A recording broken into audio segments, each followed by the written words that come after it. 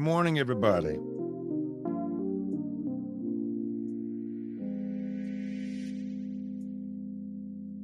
We're getting ready to get started here in a few. Just getting some last-second invites out there. Please take the time, share this broadcast, because we're going to be talking some NFC North. Thank you for watching.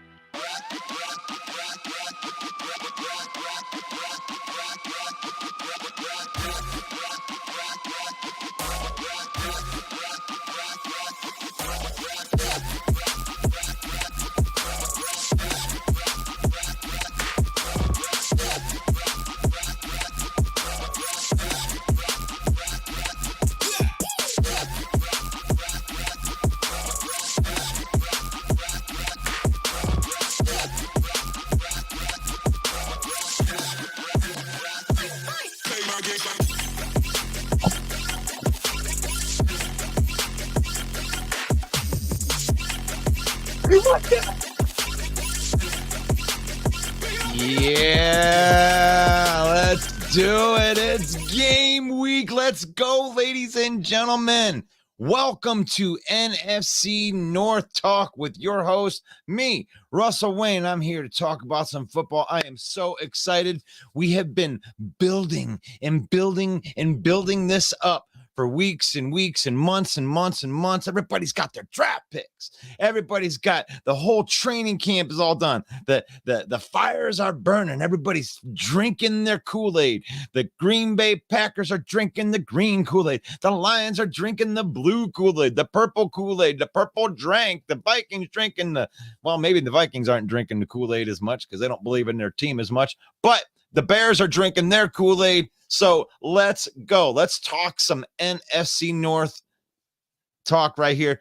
I am a representative of the Detroit Lions villain squad right there. Please go give us a follow. And hey, look at this. Look at this. Look at this. The tribal chiefs are coming to town with not coming to town. We're going to the tribal chief kingdom, or the arena. We're going to Arrowhead to face the tribal chief. Acknowledge me. Yes. Do we acknowledge them? What's going to happen in this game? We are less than 3 days away, right? Monday, Tuesday, Wednesday. Yeah. 4 days, 3 days, somewhere in there. We're almost counting the hours down.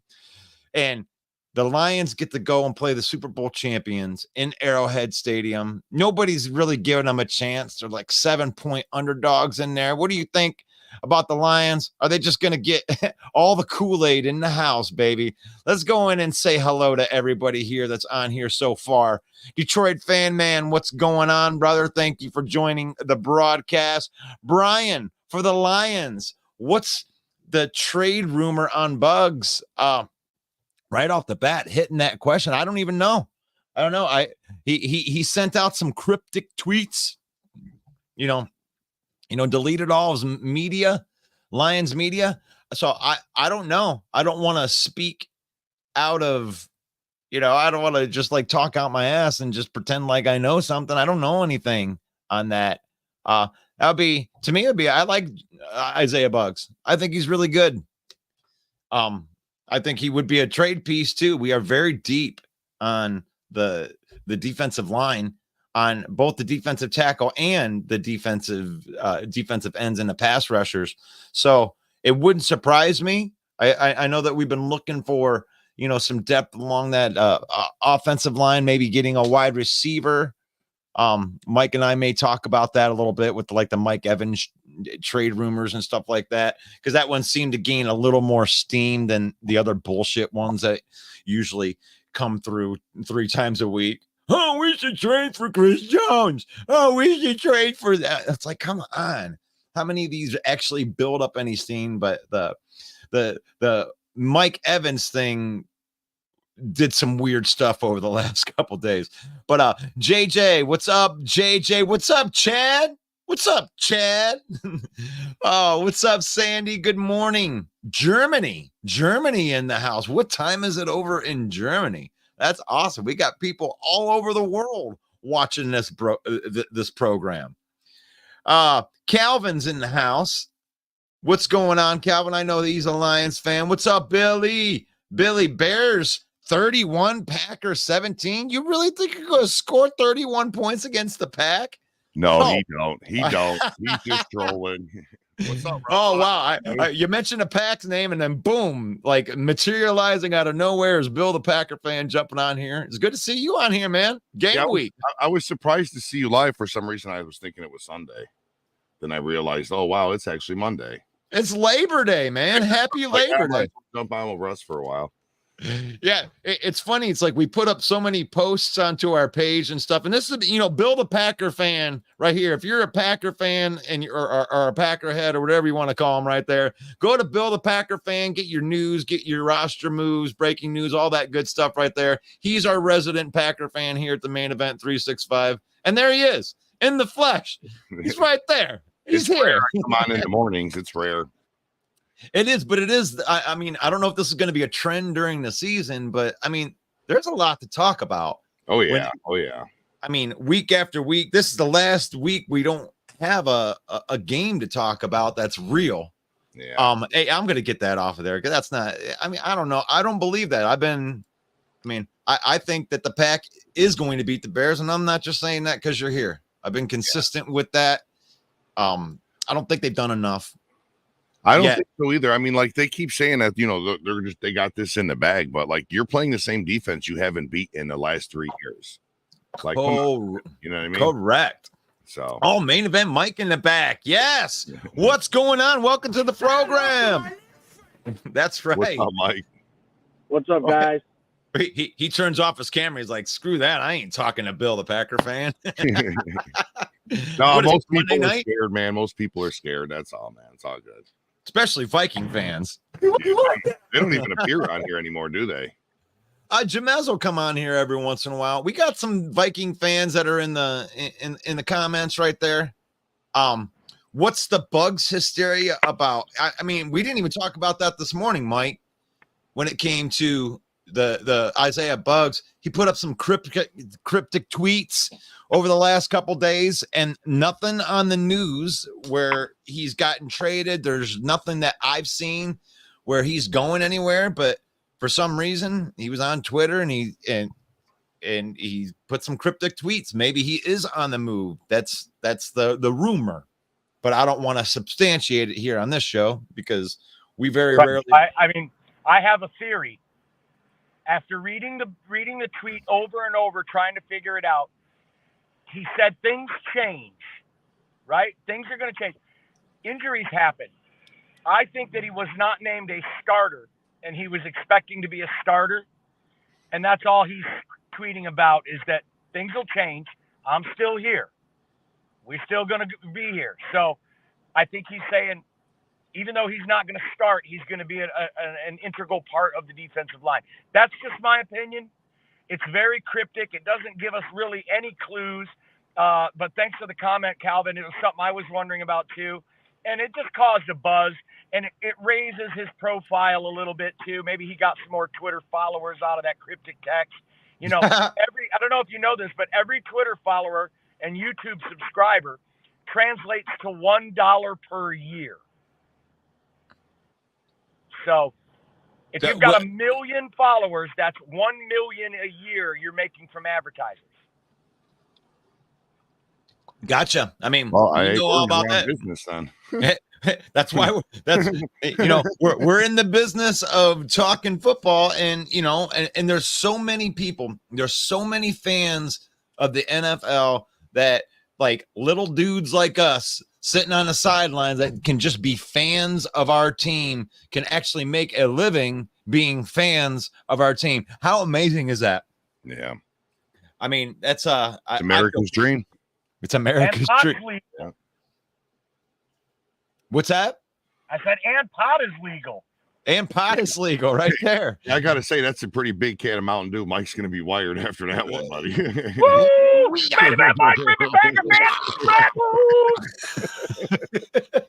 Oh, there's your buddy John. Time to tell Rashnish right there. Time to game week, fellas. The Toilet Lions are starting 0-1s. You like that? You like that? I'll give you a like that. You can talk all the smack that you want, and that's the thing. Nobody's giving us a chance in that game. That's fine. I love Bears fans trying to talk smack. You won 3 games last year and traded away the first pick. Give him that tagline, Bill. Give him your tagline. Bears suck. Bears who? Why are we even talking about the Bears? Like they're not. Right. But here's something that we could talk about. Rashnish, we love you, man. But here's something that we can talk about right here, and this is something that you and I didn't really give that much thought to when this happened. We were like, he's going to get paid, right? I mean, this is what all of the big players do. Let's hold out, and then at the last second they sign him. But this is really looking like Chris Jones is not going to play on Thursday. Yeah, I thought I read reports yesterday that he was back in talks. With them. Yeah, but the game's in 3 days, Bill. I mean, you got a good point there, buddy. I didn't think of that, really. I mean, yeah. How ready is he? Staff would not let any player play with no practice time. I was going to say, well, technically he could play because he is still under contract. He's just asking for an extension. So he is still under. I mean, whether he'll play a bunch of snaps or not is yet to be determined. But I don't think Andy Reid's going to play that game without his best. Oh, Bill, you would be a very irresponsible coach to let a guy play with absolutely no practice. Well, at least give him some snaps. They don't do you know that. what I mean? Dan Campbell even said, or Brad Holmes said that Emmanuel Mosley might be ready for week 1, but he's not going to play. That's what Aaron Glenn said. But he's not going to play because we ought to see him practice first. Right. And no way Chris Jones plays in week 1. But it's like saying Aaron Rodgers misses all training camp and everything, and they just let him come right in and play. You know what I mean? Yeah, but that's Aaron Rodgers. Yeah, but when you got a good player like that, you know, you kind of go by how they feel. You know, I'm sure he'll play some snaps, probably not the whole game though. Have you watched any Hard Knocks, Bill? No, I have not. Mm-mm. I watched the first episode last night. Russ, did you watch any Hard Knocks? No. We're not Aaron Rodgers fans. It is the Aaron Rodgers show. Is all it is. It's basically a docuseries about Aaron Rodgers. Yeah, it's all about the money, Mike. It's all about the money. Well, that's what they wanted in the first place, right? I mean, that's why they wanted him there. Yeah. I want to sell some jerseys. Yeah. Get some views. Oh, A-Dub's in the house. Kudos to HBO for flexing their muscle. They had it in their contract. There were parameters that they had to work with to choose the team they were going to do, and the Jets fell into all of those categories. Even though the Jets didn't want it, Aaron Rodgers didn't want it, kudos to HBO for saying, no, this is in our contract. It's going to be the Jets. And, boy, they couldn't have asked for anything better. And this is a very rare moment that I can say this, but I actually agree with Detroit Darcy. He's not going to miss that ring ceremony. I don't think he's going to miss it. I really don't. Right. That's a good call, Darcy. I mean, well, missing the ring ceremony. I mean, I don't know, Isn't man. that when they get their ring? Isn't that when they get presented their ring? They're going to be presented their ring, but this is like the almighty dollar speaks very, very loudly, and he's already given up a lot of money to hold out as much as he has. Right. So, I mean, why would he get off of that stance? I mean, he can make a lot of money by pulling this move, even by the $7.2 million that he's going to lose out if he sits out all the way to week 8, right? And say that he does that. He's still going to make more money at his next team because he's going to do his thing. I think he feels disrespected because, you know, Mahomes is on the front of the front page of all that stuff, but it wasn't necessarily Mahomes that did that defense stopped. Chris Jones stopped. They got back there and they made Jalen Hurts' life hell in that Super Bowl game. And Chris Jones doesn't get enough credit for what he deserves. And if he's not out there on Thursday, the Lions are going to run the ball down their throat all freaking game long. So by your thought, do you think Chris Jones should have been on the cover of Madden this year? Because, I mean, he did, pretty much. No, think about it. Really, I mean, that's the biggest game of the year. And he was their top player on that side of the ball. You know what I mean?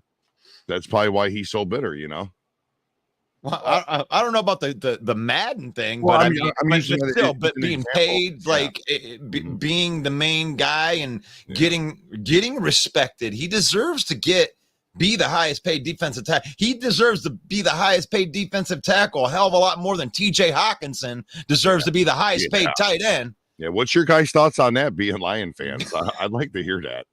You like it. We love it. The NFC North is celebrating. Give him an extension already too. Fuck it. My favorite part is they overpaid the blocking tight end first to go with him.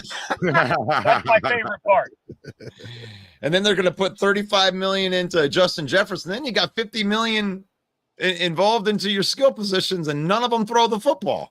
Yeah, right. And this is Kirk Cousins last year. That's what my biggest question is to Viking fans. Like, what is the plan from here? They got to draft their quarterback of the future. I mean, that's. Yeah, but do you think he'll even be? I mean, that's like doing what the Bears did. We're going to grab a quarterback in a draft and start him week 1. Like, that's not going to be good. They're going to have to get an Andy Dalton or something, dude. Think about it. They're going to have to get somebody who could be a day 1 starter week 1. I don't know if they'll say that's their quarterback, but no. If they end up with Andy Dalton, dude, they better hide. They better just get Colt McCoy's a free agent. Let's go. McCoy to the Vikings.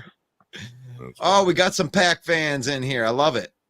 Look at that. Oh, Scotty Reno back in the house. I want to run through some of these, kind of get these back down in there right there. What's up, Justin? Make sure that you throw what team that you're following in there, so I don't and if I misspeak, it's up. Hey, you got a fan right there. Yoli says, "What's up?" Yep, she's good people. Just like that, and Bill pops on. Oh God, I'm way behind on these comments. That was like way back at the beginning. Oh my gosh. Let's see. Reed and Chris Jones isn't going to play on Thursday. A lot of these people are in here. I'm looking through some of this stuff, and it looks like the Isaiah Buggs and Chris Jones. Maybe that's part of this. Maybe the Lions are trying to trade to get Chris Jones. No, stop it. Both of them have eliminated their Twitters. How about AJ, wipe their Twitter. Calling that out? The Chiefs are also going to be without Justin Reed on the back end. Another key piece to their defense that'll be missing. Also, don't forget they lost Frank Clark at the beginning of the year. So they're definitely a few men down than that team that won the Super Bowl on defense. And you know what? The Packers got to play the Chiefs. I think the Bears got to play the Chiefs. We get them week 1, maybe with a Super Bowl hangover. I'll take it. So on that very first comment of the day today, the sky's not falling if we lose to the Chiefs and we start 0-1. I wouldn't say the sky is falling, but I'm sick of that. I'm sick of that demeanor. I'm sick of us saying, "Hey, well, we did really good. Hey, look at how hard we tried, guys." Like, you got to win these games. Like, this is huge to me. Oh, this is huge. Fan. Oh my gosh! And it's not a homer one; it's actually a legit Viking fan. You might get something good out of him, Russell. Well, don't take. Welcome, John Sullivan, to the program. What's up? One of my favorite Viking fans, and I'm glad that you came out here to defend. Because I mean, we're hard on them. I'm not gonna. We don't hide it on here. We're hard on the Vikings. What is your thoughts? Is this the TJ Hockenson situation? I mean, the fact that there's a list should have you concerned, John. Go down the list. Well, I mean, that breaks it down to $1 million a game. Yeah. Did you like the re-signing? What are your thoughts on the overall off season? Let's go back there, and you can highlight whatever you want. Part of it, yes. Part of it, no. It sucks because Dalvin Cook's gone, Adam Thielen's gone. So Jordan Addison, I think Alexander Madison can actually pick up some slack.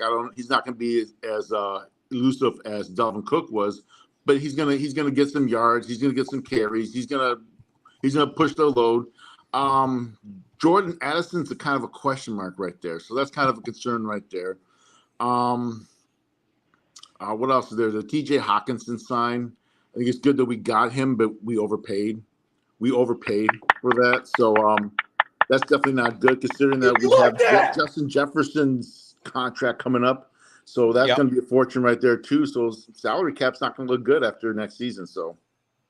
I love it. We knew it. Like, it's like, this isn't, we haven't hid this. I don't think Viking fans have hid this. I mean, some of the, the Homer ones, obviously every move's the greatest move in the world, just like every other team in the NFL.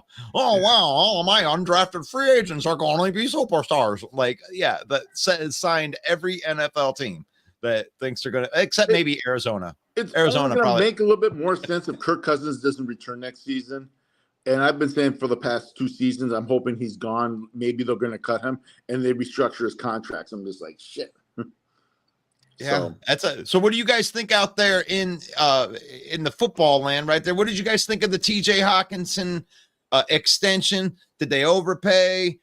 Is it good for the future? Because here's the thing: if you re-sign those 2 guys, right? You got Justin Jefferson, TJ Hockenson. You got 2 arguably are the best at their position.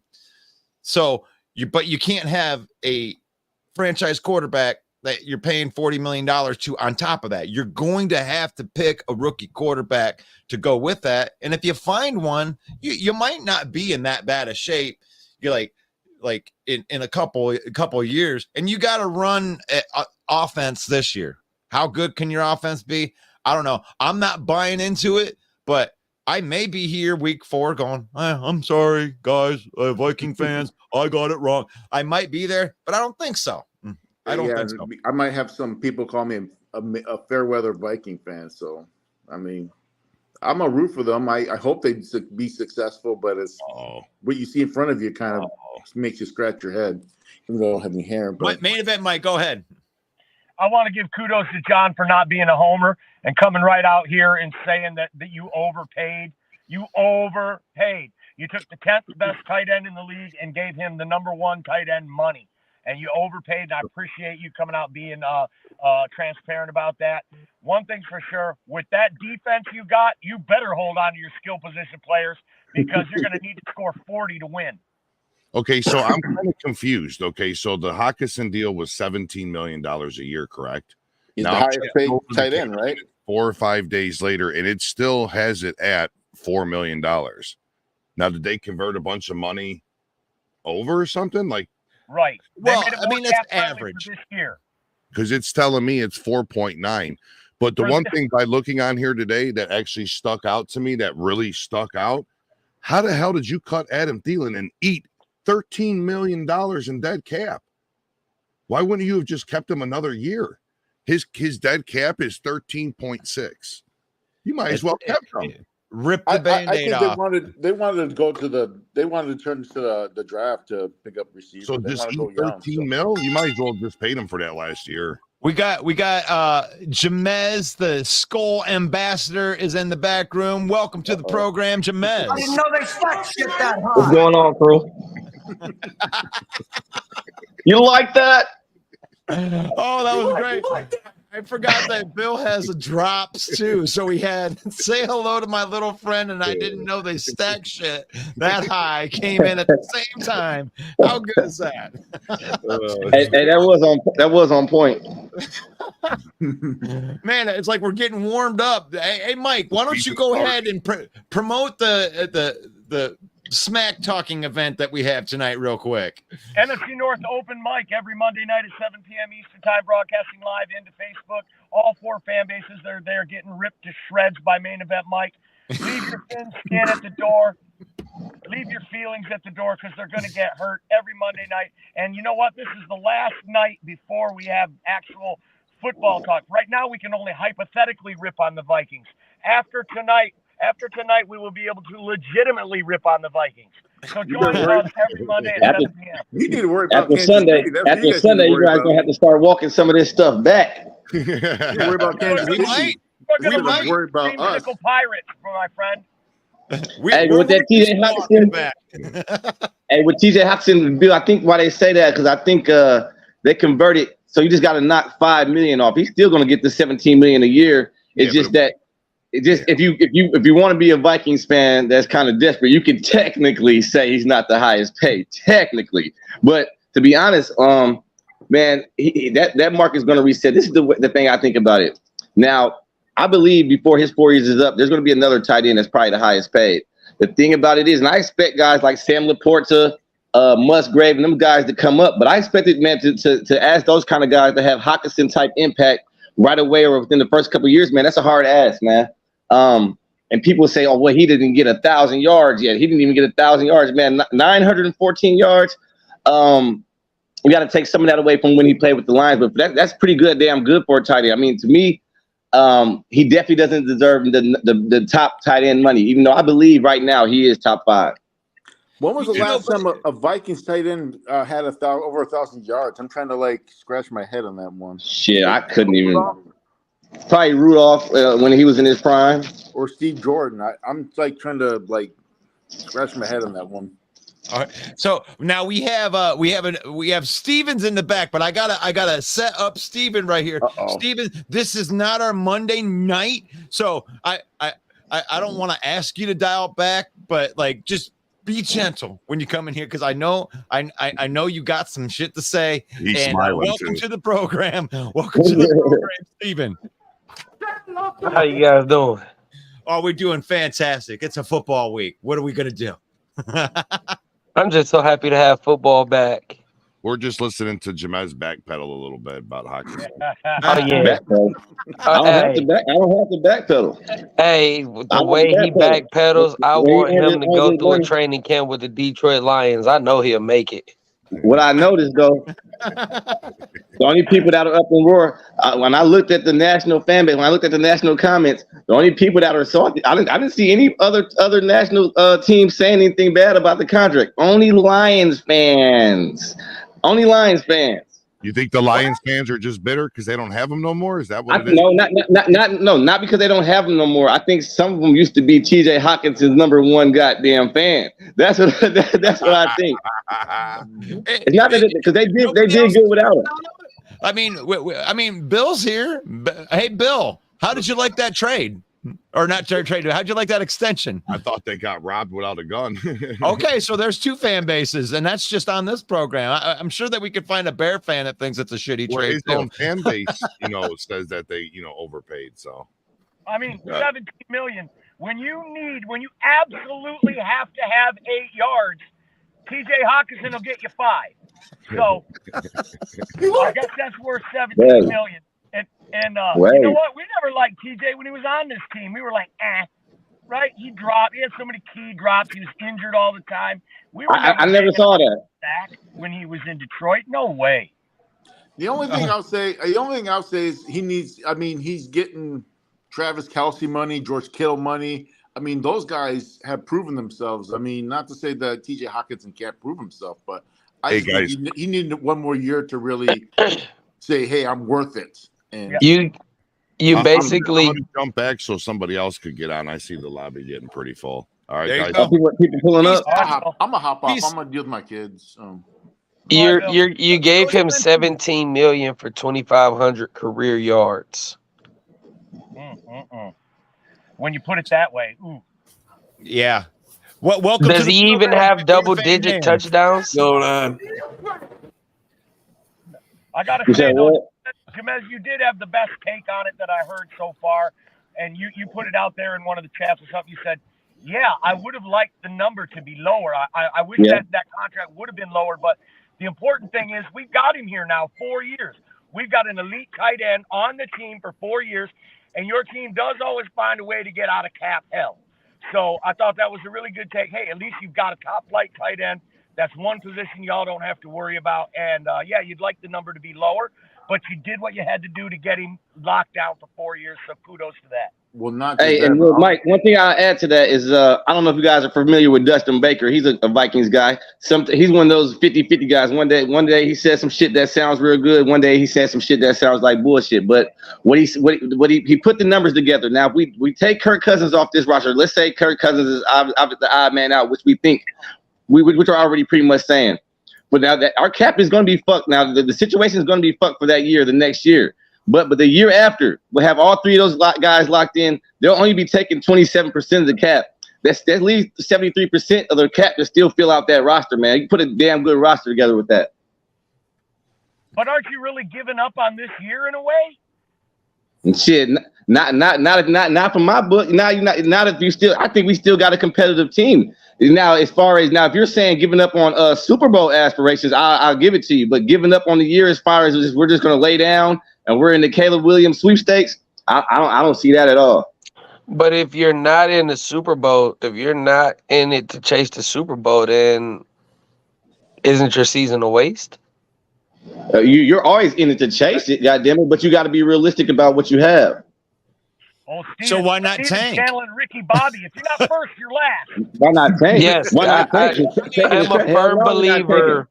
I'm a firm believer of that. As a diehard Lions fan, I'm done with the hey, we're taking steps, we're progressing.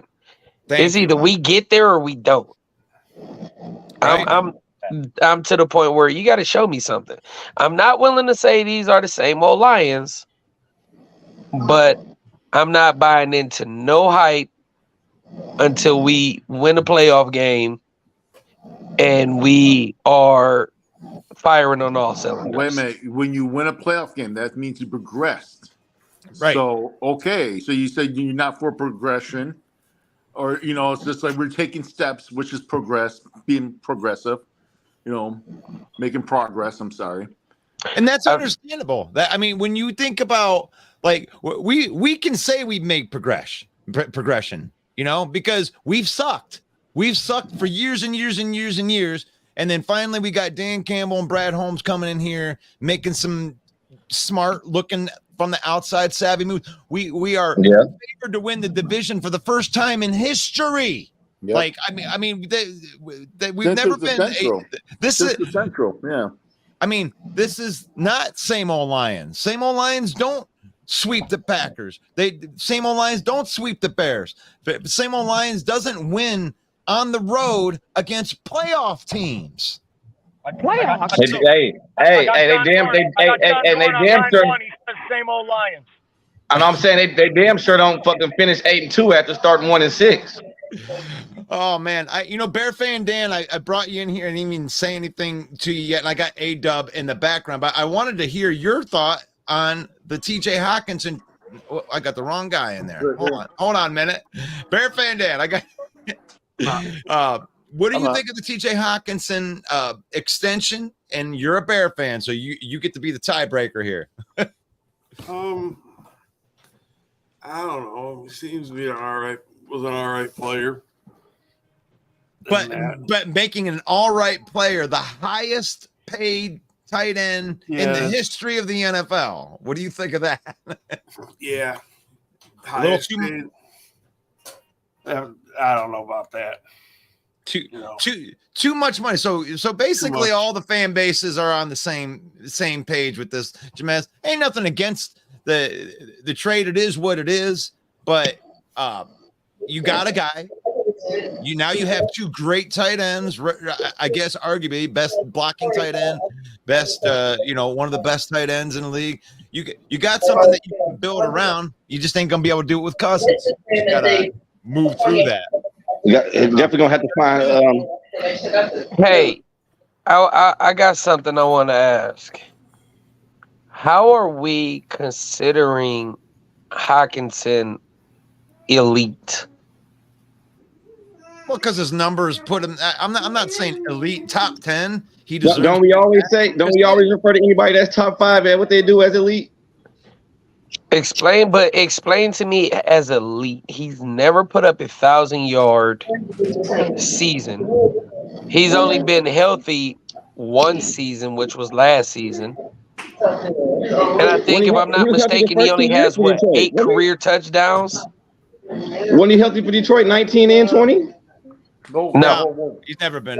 He's never played all the games, but he just wasn't as good in Detroit. I mean, he had a better end of the season for you guys than he ever did here. Like, there was never a stretch where he did as well as he did at the end of last year. And even then,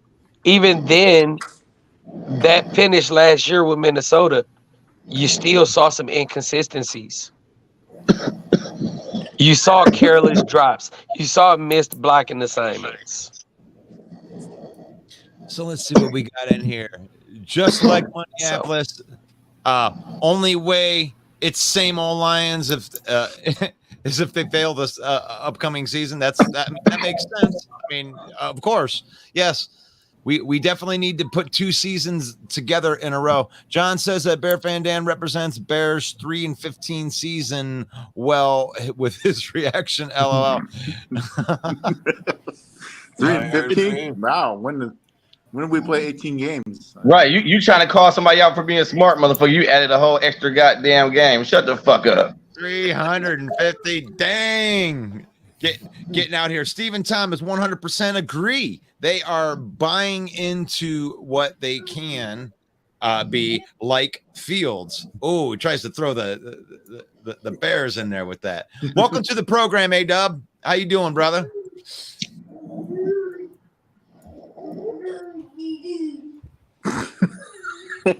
Maybe okay. I think we got a little connection problem. Okay. I'll pull them out. Maybe we'll get it back in it. That was a little anticlimactic, wasn't it? He's just like, I thought it was gonna be like, you know how you watch the news and it take them a minute when they throw it to someone and be like, "Well, hi, how are you? Oh, late? Yeah, that's what I thought it was gonna be." Like he's reading off the damn. He does have that. He's got a delay with what he's got going on, right? But I do want to hit this up right here. We got Patrick Mahomes, and we got to go and play the Super Bowl champs. And I want to kind of go around and ask you guys, like, from the other fan base, and I'll get to you too, Steven, but I want to know, what do you think about this first week? Did the Lions even have a chance, or is this just fool's gold? Are we praying for something that can't happen? Like, Are you starting with Dan? Yeah, Bear fan Dan, what do you think? Anything's possible. I mean, Detroit, I think it's probably gonna be a close game. Should be good. I mean, depending out, I So the say point- maybe by a difference of maybe a touchdown at the most. Okay, so if you had to go to Vegas and you got the 7 points, you're going to take those 7 points and bet on the Lions? Will you take the points? Yeah. Okay. So there we go. We got Bear fan Dan taking the points. The Lions are 7-point underdogs in this game right now. Might be 6.5, might be 6 or something like that. But what do you think? What do you think? To be honest, no, I wouldn't take the 7 points. I think they're going to lose by a little bit more than that. But the thing, I definitely give the Lions a shot for sure. I think if they can create some problems for Mahomes and stop him from creating and let him get outside the pocket, if they can bring heat on him, and their offensive and the Lions offensive line can hold up, which I think they can, even if Chris Jones is in there. I think it is going to depend on the Dan Campbell that shows up and the Jared Goff. Man, you're going to need Jared Goff to have a damn good game to actually have a win in this too. But if I had to go percentage-wise, I'm giving the Lions about a 30-35% chance to win this game. So when you say that you wouldn't take the points, you think the Lions are going to lose by more than 7 points, so you would take. I think the Lions are going to lose. No, I think the Lions are going to lose this one by about 10 to 13 points. Okay, so you would take the Kansas City on that bet. All right, yeah, I would.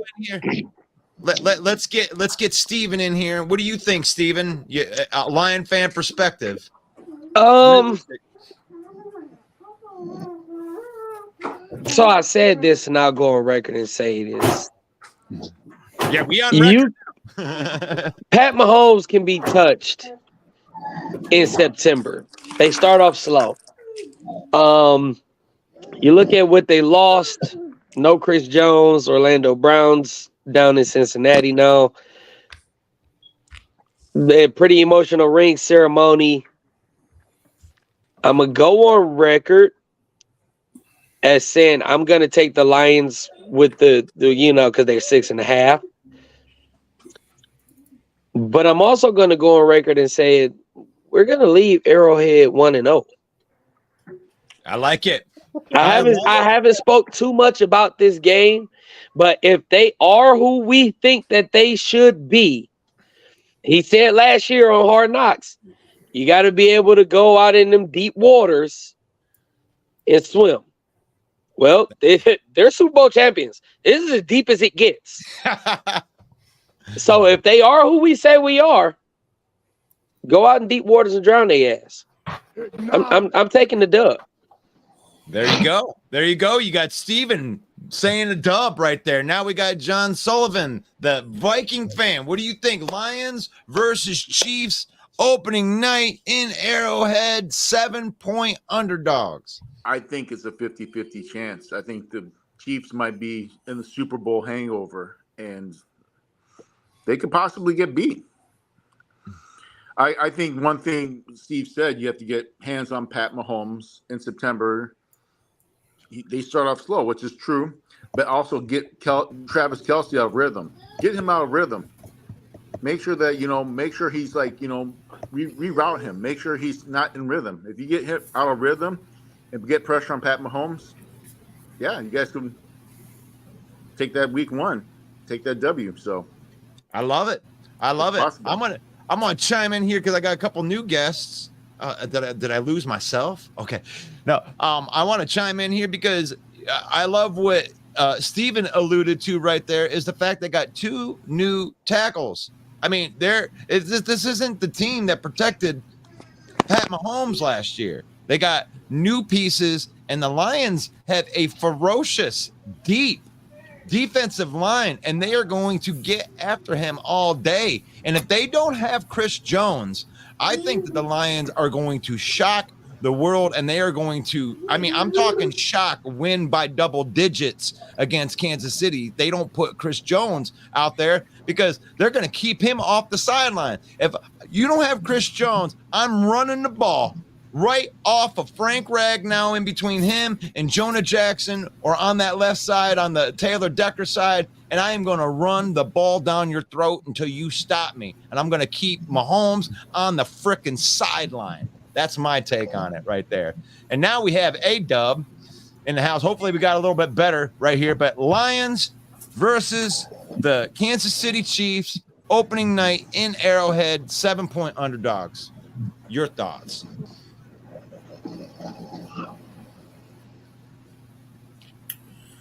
I had mentioned before that personally, from my perspective, the Lions, they don't really have to win this game, but they could, considering where Kansas City starts off. Like, of course, they have a slow start, but not only are they missing those guys, you got to think the receiving core that Patrick Mahomes has is going to be far different for two, since they don't have Kadarius Toney and Juju Smith-Schuster anymore. That much is going to take a lot of time to adjust to. So I say the Lions are catching the Chiefs at the perfect time, where they do have to adjust to a different feel, especially after the Super Bowl. So part of me thinks, yeah, I think the Lions could win this game. As far as a statement for them to prove that they are a force this year. Wow, this is not what I expected. While I get Woody in here, welcome to the program, Woody. Yo, what's up? And I'm going to use you as my transition, because we are going to start talking about this this Bears versus Packers here in a minute right here. Before you get into that, I want you to give me this thought of the Lions versus Kansas City in Arrowhead. We're a 7-point underdog. If you're a betting man, how are you betting that? Yeah, I take them with the points, especially if Jones doesn't play. The only thing that I say about that is that they are getting their rings, and it's usually bad for the away team with that game. But I do pick the Lions with the points. But they can win. They can win, but I do pick them with the points. I guarantee it's probably going to go down to like maybe 6 by game time. So if I was a betting man, I would take the Lions with the points. Yeah, I definitely believe that Chris Jones is a good enough player that he'll move that entire line, that betting line, by a full point by the time if he ain't playing. If he ain't playing, that's how good Chris Jones is, and you can't undersell that, John Dorn. It ain't gonna be ain't gonna score no 38 points without Chris Jones. Yeah, and Steven, we talked about this. So basically, Atlanta's the same tackle Brown that was protecting Mahomes last year. That's the guy. That's the guy who would have been blocking Hutchinson, but now they got a new guy there. Right, and it isn't. Hey, that boy Hutchinson better eat. That boy Hutch better eat, man. It might not even be Hutchinson that eats, dude. It isn't just Hutchinson. It's Hutchinson, 8-sack Houston, 2nd-round draft pick last year, Josh Pascal, John Kaminsky, Isaiah Buggs, Aleem McNeil, Romeo Okwara. I mean, I'm telling you, the NFC North should be on notice with that. I saw the look in your eye right there. So not to mention, that's a lot of dudes coming after you. Not to mention, for the moment, we have Levi Onwuzurike back healthy, who was arguably a top 10 first rounder had it not been for the injuries in college. Well, we got him in the 2nd round. So, and he's healthy. They just said the injuries with the Chiefs. Kadarius Toney is now playing. Okay. On Thursday. Okay. How effective is it going to be? Might not mean anything, but you know. Yeah. How effective can Kadarius Toney be if he's hurt? He came out and made a splash last year getting traded from the Giants. So. Oh, for sure. I'm not saying that. I'm not saying that he's a mediocre player. I'm saying how effective can he be with the injury? He played for Florida in college, didn't he? Yes, he did. Yeah, okay, that's why I remember him. Yeah. The thing is, though, I don't care who you are, but who thought the Chiefs would win last year without their main receiver, Tyreek Hill? I didn't think they were going to win.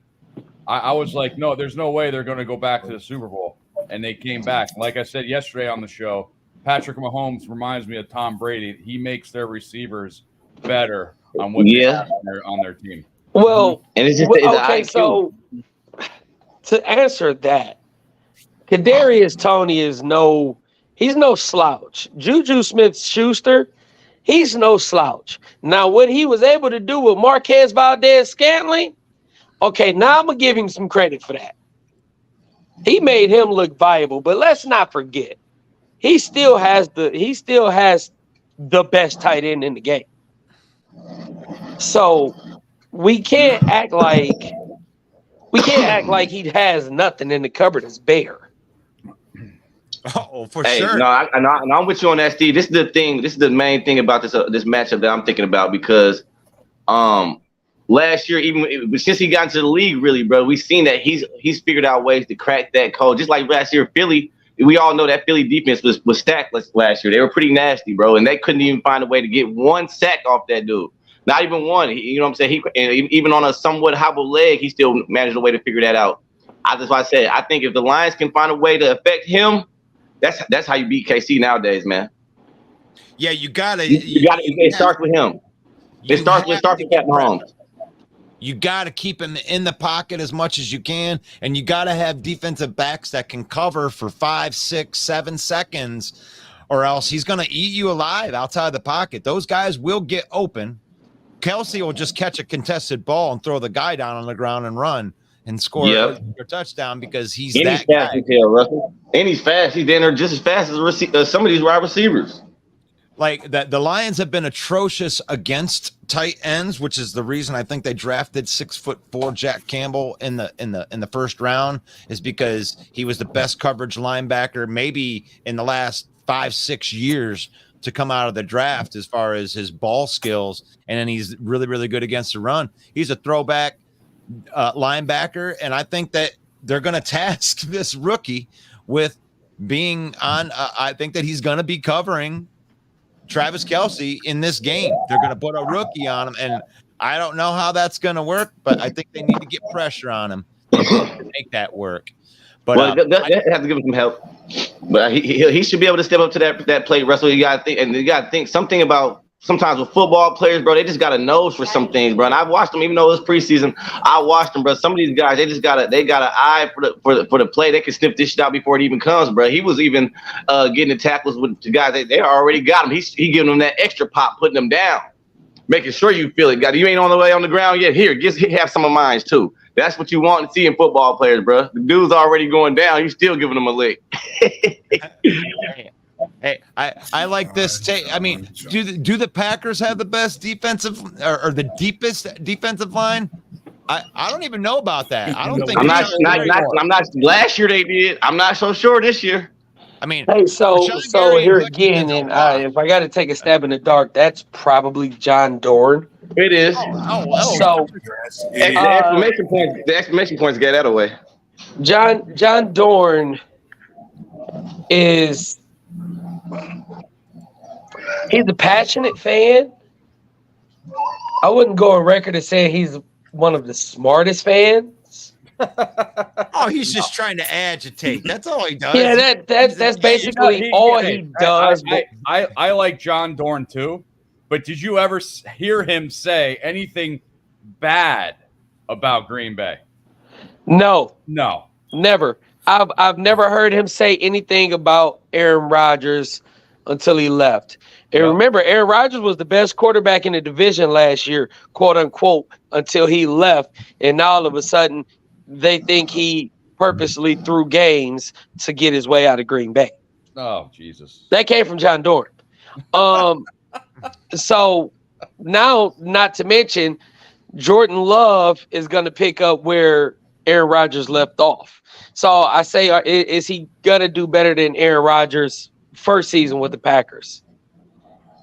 Well, he told me Jordan Love was going to be MVP of the league this year. Well, all I heard was, Aaron Rodgers only won 6 games his first year and blah, blah, blah, blah. Who gives a shit? Don't bring up the past, please. I'm sick of the shit, the past. Pissing me off. Well, the real question you have to ask to the Packer fans on this, it's like Jordan Love doesn't have to be better than Aaron Rodgers. He has to be better than last year's version of Aaron Rodgers in order for them to be more than an 8-win team. I mean, that's what it is. I mean, he won't.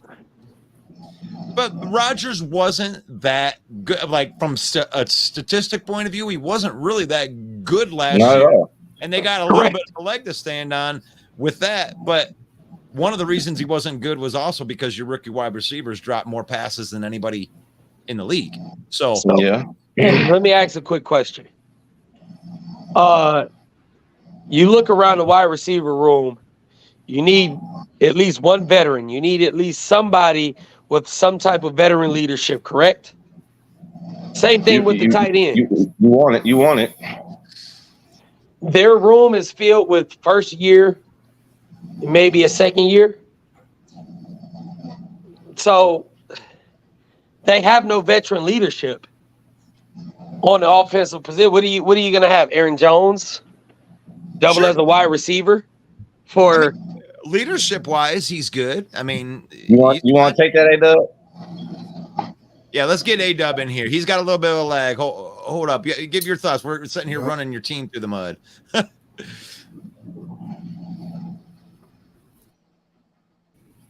Okay. Well, to touch on that, yes, Jones was kept for the reason as far as veteran leadership on the offensive side of the ball. Like that's who you may depend on as the leader on the offensive side. And Green Bay's plan with this team was about us trying to go young for the most part, as far as developing, as far as guys who can develop next to Jordan Love during the time we see how good he really is. And as you say, for us to be good, Jordan Love just has to be better than what we had in Rodgers last season, and I think he could be, considering what he knows during the years he sat behind Rodgers. Like, he's very familiar with our playbook. He's familiar with our scheme. So the thing is, like, once he's out there, he just has to put it all on the field and show what he can do. I'm not going to say he's going to be perfect in everything he does. He's going to have growing pains like every other young player does, but we're just going to see how he looks out there. I've already been set on record. This season is mostly a development and evaluation year for Green Bay to me. Like, I'm not expecting too much with this team. That's a good call. Thank you. So if you had to put a number to it, how many wins? I'd say we might have just the same number of wins we have last year, about 8. Okay. I didn't write that one down yet. I got everybody else. There we go. A-Dub has got 8. I don't know why. I thought you already. So you got 8 and 9 for A-Dub. I haven't gotten. What do you got for a prediction, Steven, for the Detroit Lions? So I haven't got yours written down yet. So I've gone through this and I looked. Vegas has us at 12-5. We're favored in 12 games. Underdog in 5. We're gonna win a game or two under that. I'm gonna go because I gotta say something. And looking at it, I honestly believe we can be an 11-win ball club. Right there with. But me and Steven are aligned. I think that we're an 11-win ball club too, and I think they could be better than that too. I think they could be better. I don't think that they're going to be that much worse. The schedule sets up nice for them. Maybe not the first 2 weeks. It's like you get the Super Bowl champs, and then you got to go play a very good Seattle team, in Detroit that beat you last year. So, but after that, they are winnable. I'm not saying they aren't winnable, but like that's a nice 1-2 punch at the beginning of the season. And I don't think the Seahawks are they deserve to be talked about in that aspect. They're going to be a surprise You team. know, what I will say, I don't think the Steve, Seahawks will be a surprise team. don't underestimate that goddamn game, Steve. But what I will say is, we're 3 in a row with that. Like I said, based off of the roster update, the draft, even with the schedule being harder this year, if you combine those two together, the Lions should still be two games better. Still should be at least 2 wins better. I got them at 11-6 too. What about Jamez? What do you got? You got 10-7 for the Vikings, and you got. I mean, from the other day when we did on 8-26. Could be better than that. What? All day. Woody's laughing at you. And I got the right to go up. I love you, right? Floor. You know I love Woody's my guy. Let him go ahead. Go ahead, Woody. Jamez, you know I love you, right, man? I'm telling you, man. You guys are underestimating. Ain't no way Vikings are winning 10 games this year. No way. Now, I want you to tell me why, but I want you to tell me why. And if you tell me, if you're just gonna throw the loss of Dalvin Cook and guys like him out, okay, come on. okay. Eight starters lost, and Dalvin Cook last year. And I know you guys won 13 games, and how many games with 1 possession? With 8 starters lost and Dalvin Cook, there's no way you guys are winning 10 games. None. No way. So you just said just out of that amount of starters gone, you're not buying it. I'm not even going to fight you on that. Even though I disagree, all I'm gonna say is, it's not good. All I'm gonna say is, man, I think we've got more here than people are giving us credit for. That's all I'm gonna say. Hey, that's why we play the games, argument, right? Though, that's why we play the games. I mean, isn't that a fair argument? And if you it is fair. And if you can get this defense to play well, and you do win 10 games, you're probably going to be considering Brian Flores for one of the best coordinators in the league for turning that around with 8 new players. So, I mean, you could be right, but you're shuffling that right over there to Brian Flores and being like, yeah, you need to do some. Yeah, you're definitely putting a lot on his table. That's why I think Kwesi had to go down there and woo his ass a little bit. But the thing is, I mean, he stepped up to the plate, he took the job.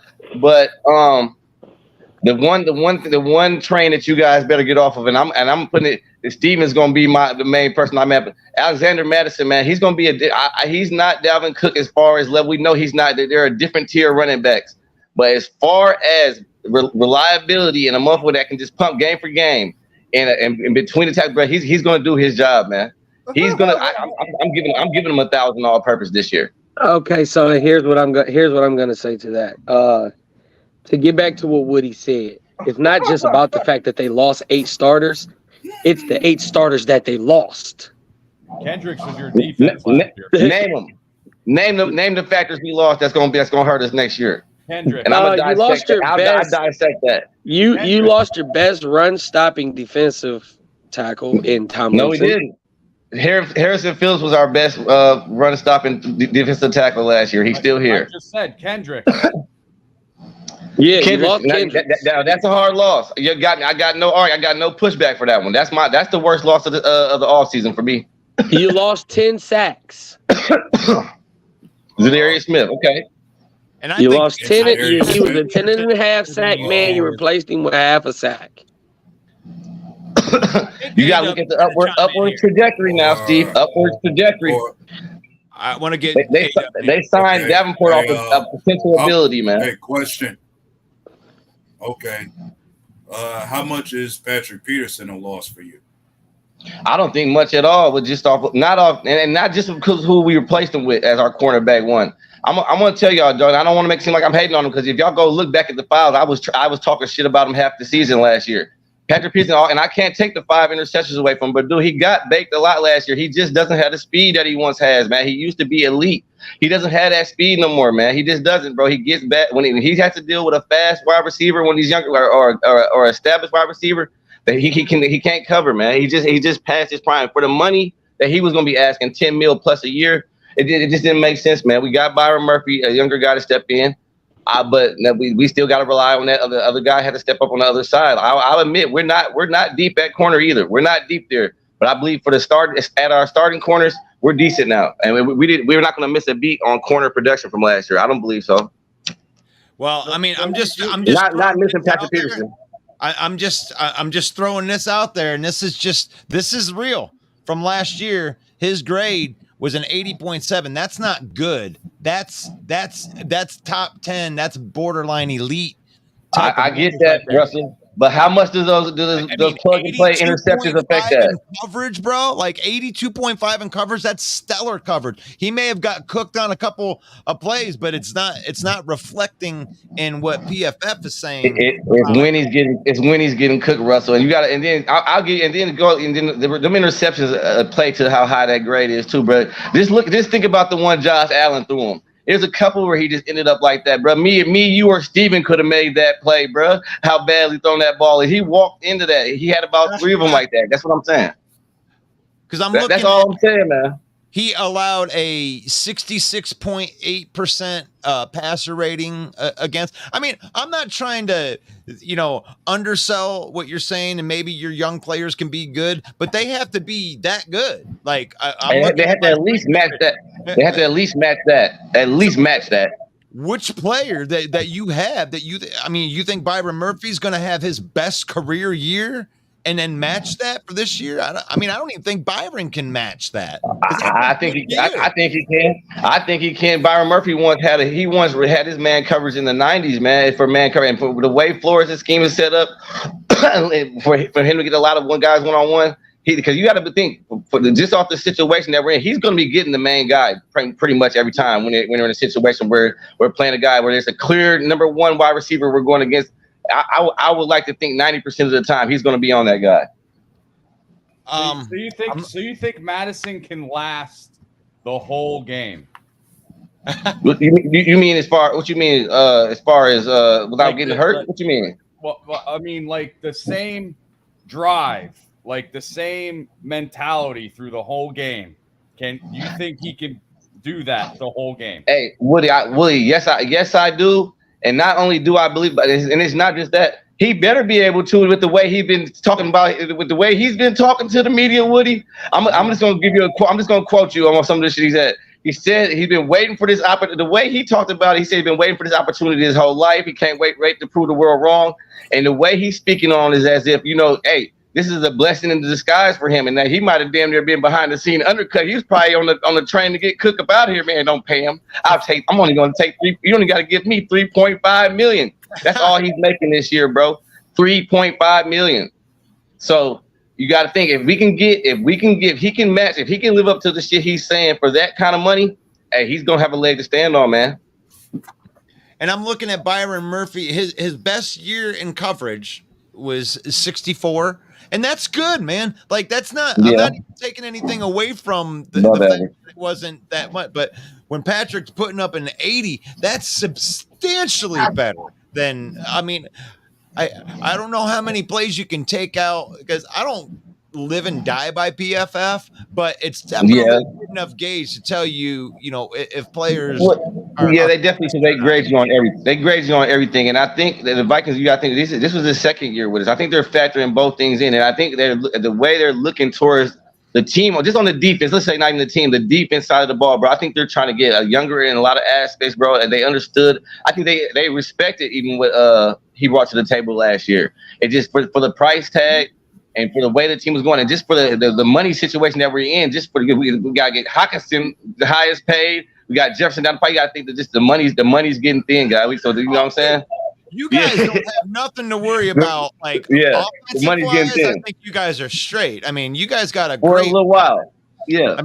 But you have a defense that you could actually score 40 points a game and lose some games this year because we'll see how the defense does. Byron Murphy is a lot better on run defense than Patrick Peterson was. So, he's got really, really good run defense grade from the cornerback position. So, I think, in my opinion, it would have been better to keep both of them, to have Patrick Peterson and Byron Murphy out there, and then you have your young cornerbacks behind that. I didn't know that he wanted $10 million. Did he really get 10? Yeah, that's what he's been getting since he got here. What I mean, did he get that? Yeah, he wasn't trying to take no pay cut. I know for the first year for sure we paid him $10 million for the 1 year. Do you know where he went? He went to the Pittsburgh Steelers. He went to the Steelers. I wonder what they paid him. I haven't heard. I haven't heard about that actually yet. I'll find out now. Hold on. But yeah, we don't care anymore, Rob. But yeah, still, man. Hey, like like you said, I don't want to undercut him. And he did make some big plays, man. But it became short and often. The thing is, man, they're gonna have to really see what Brian Flores can do, what he's got thrown together. That's gonna be a nice episode. I think once we get into about week 3, week 4, week 5, we'll be able to start to see where some of these guys are aligning. I like the way Ivan Pace Jr. is coming on. I think that might be the diamond in the rough that they got lucky and came upon, man. Like I said, he would have went higher in the draft. He's just a little undersized, but he's just gonna have to get his Rudy on, man. He's gonna have to be the Rudy story. He's gonna have to be Rudy around here, man. Peterson signed a 2-year, $14 million contract with Pittsburgh. So $7 million per. Okay, that sounds about right. 5.8 signing bonus and $7 million guaranteed. Okay. I gotta push back on John, and I love how he says stuff. Cousins can carry a team with a bad defense. Goff can't, and it's like Goff can. Goff proved it. Goff I disagree with that, John. John, that offense, even that 1-6 stretch, the goddamn offense, the Lions' offense was number 1, dude. Number 1. You got to think, but I'm saying the thing I don't want, and that's not something you want, John. Who would even want to have to deal with that, bro? You got to be on the edge of your seat. Where even if I might give up 35, but I got to drop 38 to win. You don't even want to be in that. That's a nail bite every Sunday on the edge of your seat, bro. It's not good football, man. Even if you win, it works. You're taking chances at that point. You want to be in a ball control type of game, and we got to move off of. We got to talk about this other game that is happening because it is War Week right now, and anytime you got division game, Russell, I haven't heard that in a year. A War Week. Yeah, this is crazy. You got the Green Bay Packers going to Lambeau South and playing oh, come on now. in Soldier Field. Hey, they own you guys, man. When was the last time Aaron Rodgers owns us? Aaron Rodgers owns us. What team did he play for when he owned you guys? You can't call it Lambeau South now. Hey, Bear said they turned in the least out of your mouth. Right here. What do you Lambeau West after they signed their stadium in Arlington Heights? So let's get into it. I'll let you go first right here. Bears versus the Packers in Soldier Field. Who do you got? What is your last second feelings? Oh, man. I mean, like I said yesterday on the Hallis Hall report, I think Jordan Love's going to come out with that mentality is like, yo, we own the Bears, or Aaron Rodgers owned the Bears for this long. I need to keep this trend going. And I'm thinking he's going to be nervous, and with that defensive backfield we have, and hopefully we can get some blitzes in and stuff like that.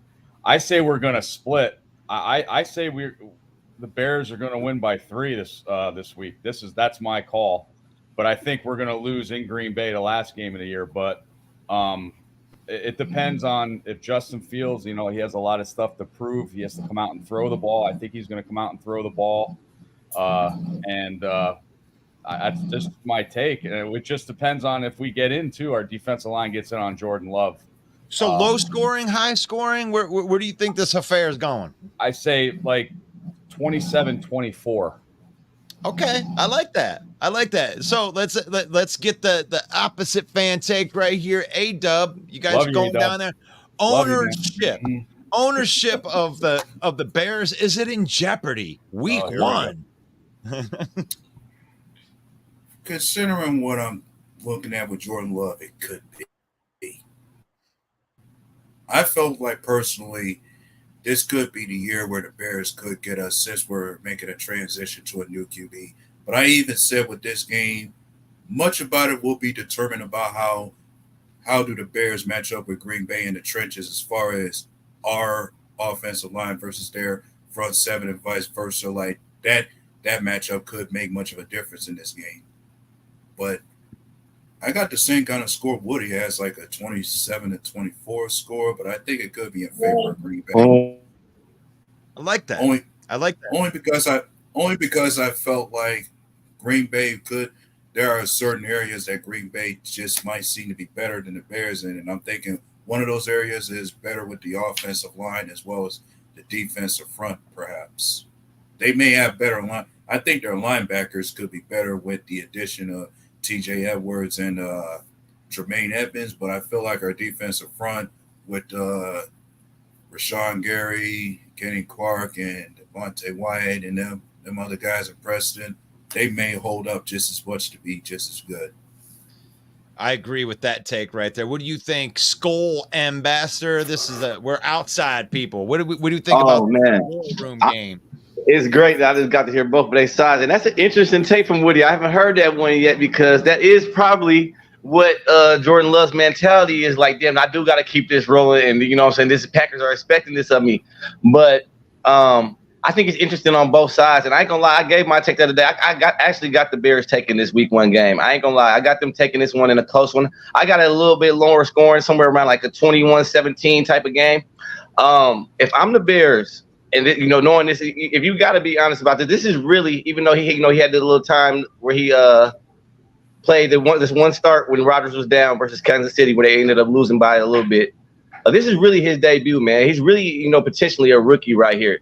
And, this is his big debut. This is a historic rivalry. If I'm the Bears, I'm bringing him to blitz heaven early and often. And he's really just going to have to show me, welcome to the NFL, show me what you're made of, show me you can take that, and show me you can hit these guys you got. And Jordan Love, he's going to have to rise to that occasion. On the flip side, I'm not sure if the Bears have done enough for the offensive line. If they can handle the attack, the Packers are going to, they're going to be bringing some heat too, man. They got a nice front seven over there. So I think it can get interesting. And if Justin Fields doesn't have time back there, I will have to see if he can still make the plays. So I got it a little bit lower scoring than that. I got the Bears taking this week 1 game. I also think they would split with the Packers taking the next game. But just for the Bears to get this 1 win in, just to break the goddamn cycle over what's happened the last few years, man, that's going to be huge. And you got to think, man, this group is going to be on fire just from that. And, the battle between Justin Fields and Jordan Love this year, that's going to be interesting. They're going to keep that going. So I think it's going to be a fun game. And I'm definitely going to be tuned in.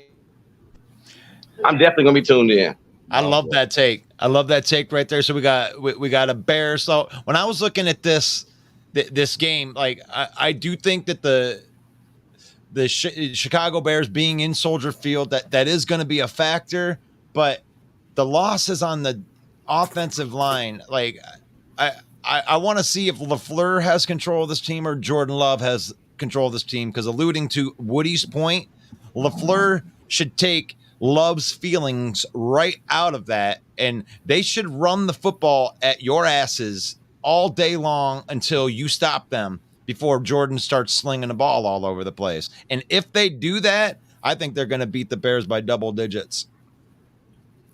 Fuck. You know what? Kansas City's going to win by 30. No, there's a lot of people that are picking that, man. It's the Lions going up against the Super Bowl champs. I mean, the other thing is not the big with the Bears offensive line and with Detroit's defensive line, that's good. Hopefully Justin Fields doesn't run for his life. But the piggyback on what you said, Russell, about Green Bay's running game. I think the first game last year's Aaron Jones, A.J. Dillon had more rushing yards than Aaron Jones last year in this game. So, if you guys can do that, like there's 2 things that have to happen in order for you to get that, get Jordan Love off his spot and get him uncomfortable. You have to stop the run first. And then once you stop the run, then you're going to force him to have to throw the ball. Once you force him to throw the ball, that's when you can start throwing those blitz schemes at him. And then if you take away that check down, you got a chance. You got a chance in that game. And I think they updated the linebackers over there. So they got a decent little backfield in Chicago. That's why I say I want to be interested to see how they put it together. I'm interested in seeing how Alexander's going to be on DJ Moore the whole game. Yeah. So, like I said, that's going to be a nice matchup too. We got to see who's going to step up. I'm thinking, Cole Kmet's got to get involved. Mooney's got to get involved. So Robert Tonyan. Yeah. And Tonyan killed us when he was with Green Bay all the time. So maybe he has a fire in his ass as well. Yeah. You would like to think he would. All around, I actually think the Bears have a better tight end room than the Vikings do, even though they spent all that money. I love that. Well, I like the Robert Tonyan and Cole Kmet. That's a pretty good 1-2 combo right there, dude. That's right up there with a Hawkinson. It's close. Well, you got to think. We'll see. We'll see because I don't think Alvarez is going to be have much balls left to get influenced into the pass game as much. You are probably right about that, Russ. Yeah, he's a blocker. Yeah. But the thing is like Cole Kmet isn't as good as Hawkinson. He isn't as good as Hawkinson, but Oliver's not as good as Tanyan. So it's like, you're right. It weighs itself out. I like Kmet. Who has Mercedes Lewis? Somebody has Mercedes Lewis too, don't they? Okay, so you guys got 3 times. Damn, they got Mercedes Lewis. He's more as a third down I know that. He's a red zone target.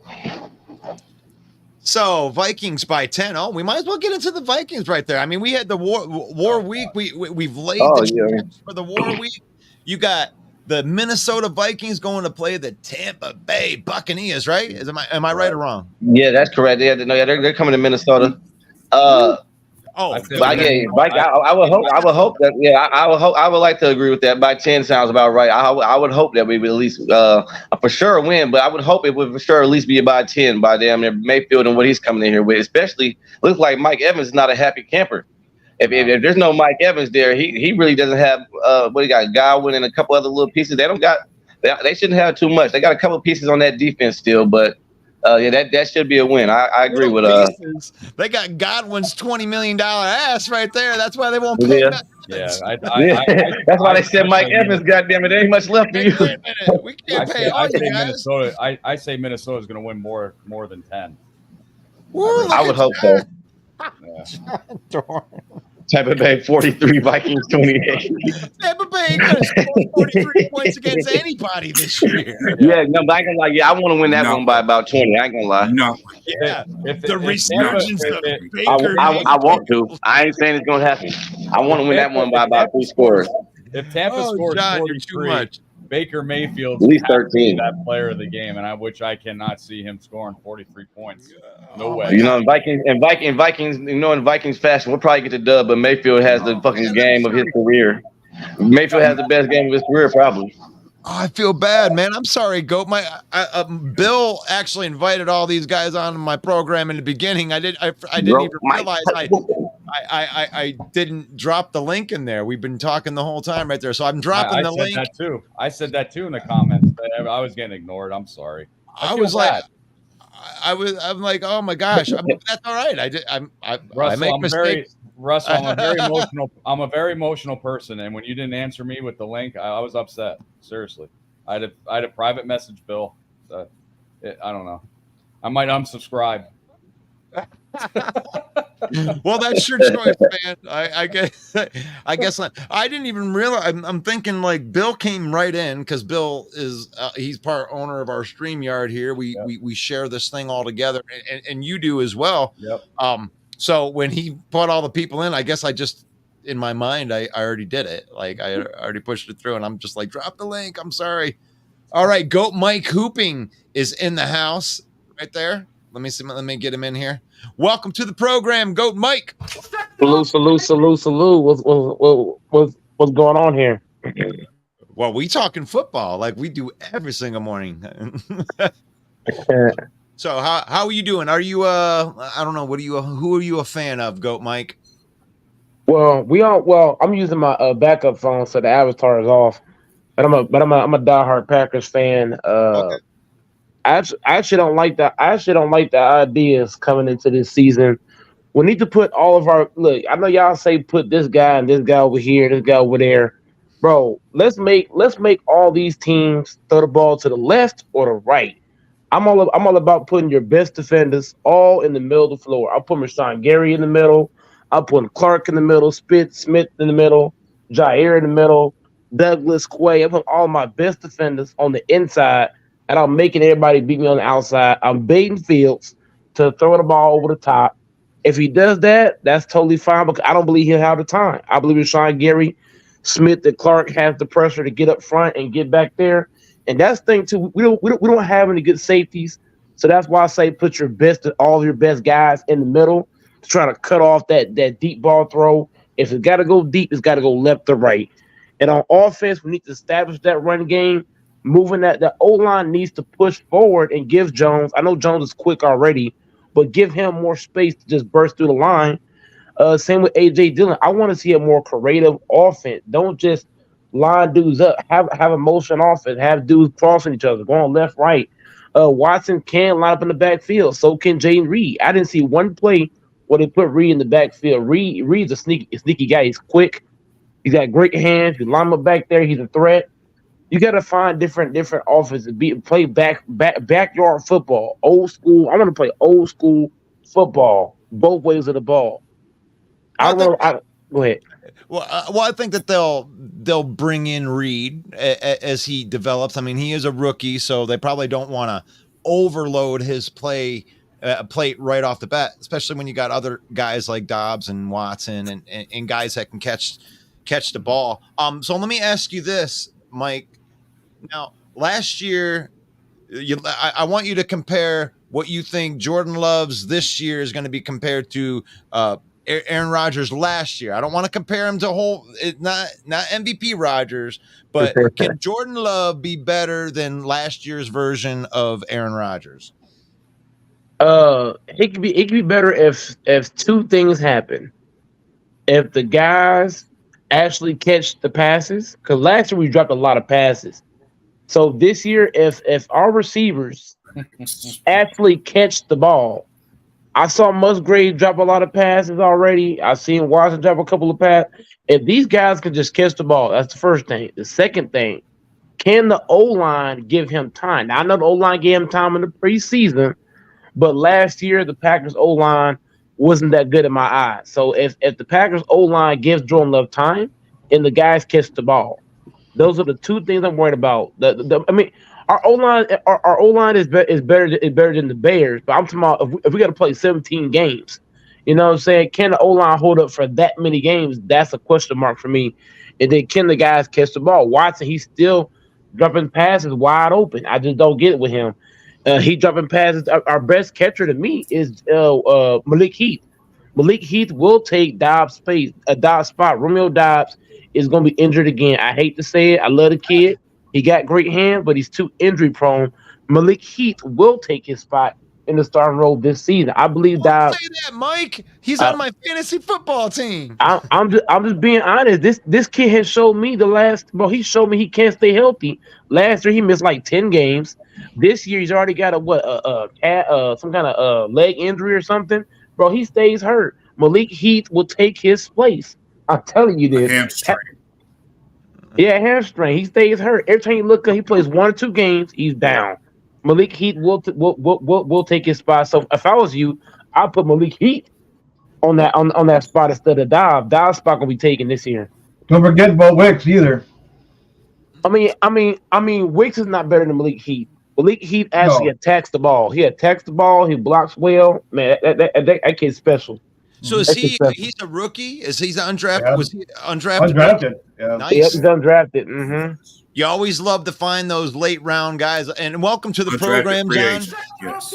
And welcome to the program, Nick Green. I don't know if you actually wanted to be on the program, if you were in the background, but I'm here. all right. So we're loaded with Packer fans on here. This is cool. So we might as well just stay right on this topic of Green Bay Packers are going to Lambeau South to play the Chicago Bears in Soldier Field. Well, let's start with John Dorn. What are your thoughts on that? We're gonna go in there and swap the living shit out of them. I'm thinking it's gonna be a massacre, man. It's gonna be bad. It's me. Their offensive line is horrible against our defense. Line, that's not gonna be pretty. As long as we keep Fields contained and make him throw, the game's over. How's it going? So there we go. So we got Nick. This is the one of the fearless leaders from the Frozen Tundra Network. Welcome, Nick, to the program. Nick Green in the house. Nick Green and gold. I like it. You like that? Oh man. So tell me a little bit about your thoughts on this. I mean, we got real football, Nick. This is awesome. I think on the show I said that we would win 24-21 or 21-17, somewhere around there. I don't think the offense is going to look good in the first half. It's going to take a few drives for us to finally start looking like we're pushing the ball down the field. But I do think our defense is going to be second half last year defense, not first half. So if that is the case, and Slayton really is the guy to sit there in the nose tackle, push Kenny Clark to the side so he can get in without double and triple teams. I don't know, man. I mean, we're pretty good at catching Justin Fields in the backfield. I could see some interceptions by both Love and Fields. I could kind of see it being somewhat sloppy by both teams. And whoever has the ball at the end might actually, squeak it out. Wow, you guys are giving the Bears more respect than I was given on this, man. I'm like, I don't even. That last take right there. Here's what separates. Here's what separates Jordan Love from Aaron Rodgers. Love is actually a mobile quarterback. In this league, if you got a mobile quarterback, you can easily do a lot of damage.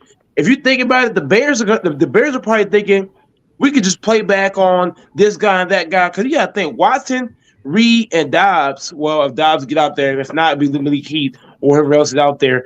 We have guys that can beat the Bears safeties and corners downfield, which means I don't believe the Bears are going to be able to press up on Jordan Love. I believe Jordan Love in this game, he's going to say, you know what, you're going to play back, I was going to take off and run. Because Aaron Rodgers got so old, he couldn't run. Jordan Love is a mobile quarterback.